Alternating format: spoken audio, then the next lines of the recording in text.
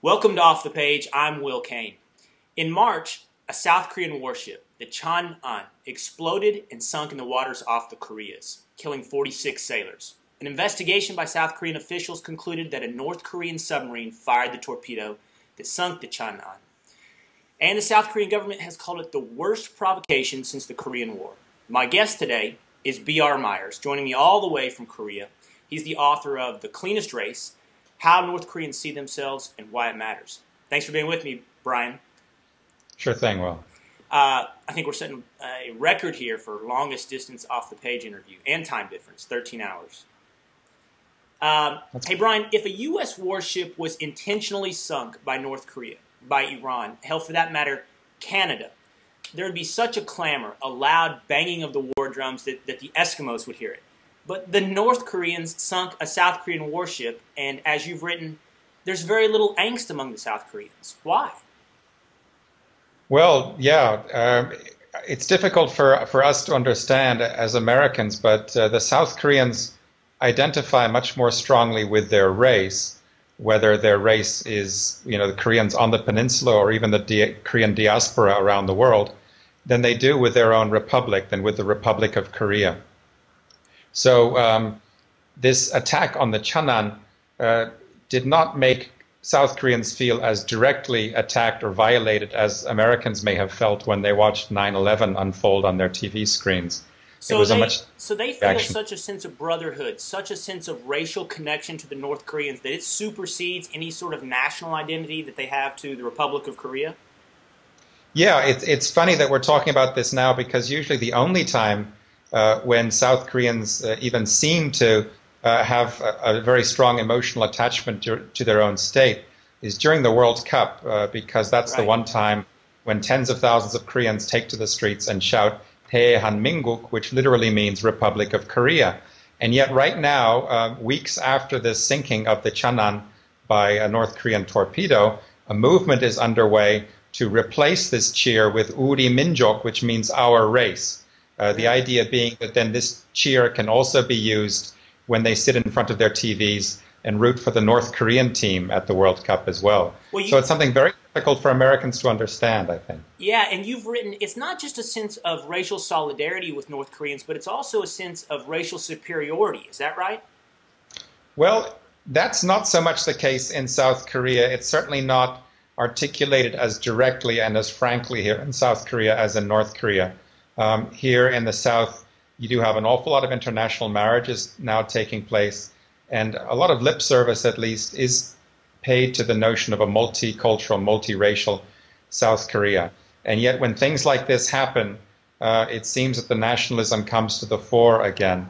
And yet I think a distinction needs to be made between genuine nationalist sentiment and a kind of rationalization for the desire to appease North Korea in order to avoid war. I think a certain amount of that is going on here as well. Right. Let me ask you this. Yeah. Let me ask you this, Brian. Is this sense of racial solidarity not mutual? Look, it's the North Koreans that are bombing South Korean warships and bombing South Korean parliamentary cabinet leaders.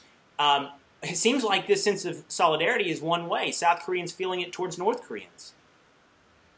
I would agree with that to a certain extent. Whenever you have a moderate nationalist regime facing off against a radically nationalist one, the sympathy is going to go pretty much in one direction. The South Koreans, I think, are quite happy that they are living in this economically thriving state and not in the economically ruined North. But at the same time, there's a certain sense of guilt vis-a-vis the North Koreans. There's a certain belief that the North Koreans are the better of the two Koreas. But that sense of guilt, that sense of sympathy really does only go one way. The North Koreans, of course, their whole mission really is to liberate South Korea from the Yankee yoke as they see it. But those who are working in the South Korean military, working together with the Yankees, not much sympathy is there for them. So I don't think that the North Koreans are wringing their hands at having killed 46 members of the enemy army, Brian, enemy you navy. said that there's a sense, I believe you said, among South Koreans of guilt, and that North Korea is the better of the Koreas. Is that right? Despite the economic thriving nature of South Korea, that's the sentiment among a good percentage of South Koreans? I think so. I mean, it certainly is expressed in South Korean popular culture. In the old days, of course, North Koreans used to be depicted in South Korean movies and animation as these sort of monstrous villains. Whereas now, if a North Korean does turn up in South Korean pop culture and South Korean movies, for example, it's likely to be a beautiful, chaste young woman dressed in a white blouse and traditional Korean costume, who is much more faithful to Korean traditions than the South Koreans themselves are. Wow. But again, this kind of solidarity does not go all that deep. It usually reaches a limit when South Koreans are asked to pay a lot in taxes for aid to North Korea, or when they're perhaps asked to face the North Korean threat alone. That's when you see very little of this nationalism. It seems to come to the fore only when it's in South Koreans' economic interests to profess it, as it is in this case. Well, the South Korean people realize that tension with the North is not going to help economic growth here. Yeah, and you've said that the response to this specific bombing of the Cheonan is markedly different than the response to the deaths of two South Korean girls, presumably accidental death by being run over by an American military vehicle. Markedly different reaction, right? That's true, and it's also very different from the public rage and indignation which we saw here only 2 years ago when the South Korean government agreed to open up its market to American beef imports. Then you saw really hundreds of thousands of South Koreans from all walks of life, all ages, even from conservatives as well as liberals and from the progressive camp. And this is very different from that. The only protests that I've seen against this sinking have been dominated really by senior citizens, and they've been very small in nature. Brian, if there is more outrage towards an accidental death among Americans, if there's a sentiment of racial solidarity with North Koreans, if there's a sentiment that North Korea is the better of the South Koreas, the obvious question is, why is the United States in Korea protecting someone who doesn't seem too terribly interested in being protected? Yeah, that's the question that I think we all need to be asking ourselves. I mean, I don't want to overstate the case. The South Koreans are very happy in this alliance, and they don't want to be ruled by North Korea. The problem is that they are sending signals which North Korea is quite likely to misinterpret. North Korea is quite likely to interpret this election victory on the part of the anti-American left as a sign that it can perhaps engage in a greater provocation with impunity in the future as well. What the American taxpayers need to realize, and what the American government and the American military also need to realize, is that what our troops are doing here is not protecting capitalists from communists. We're protecting moderate nationalists from radical nationalists. And we really need to ask ourselves whether this is the best use to which American military power can be put.